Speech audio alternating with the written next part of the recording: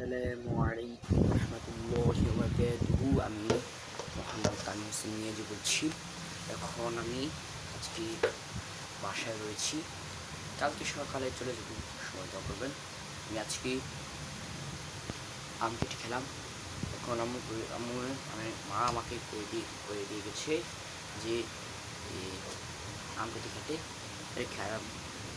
খেলাম পরে এখন হচ্ছে রোববার আমার সাথে বন্ধ হয়েছে জুন মাসের 2 তারিখে, বুঝছেন? জুন মাসের 2 তারিখে বন্ধ হবে।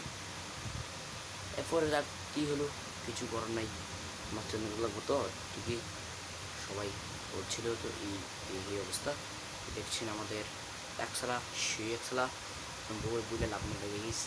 সবাই দোয়া করবেন আমাদের আমারটা কিছু হচ্ছে না তো। যাক, আমারটা গেজের সমস্যা ছিল গাইস। এরপরে গেজের সমস্যায় আমি বাড়িতে এসেছিলাম 3 দিন 2 দিন থাকার জন্য। আমি কিন্তু শনিবারটা আমি থাকতেছি, রবিবার সকালে চলে যাবো। সবাই দোয়া করবেন আমাদের গ্যাসটা ভালো জায়গা আর ওই সমস্ত খাই। সবাই দোয়া করবেন। আল্লাহ হাফেজ।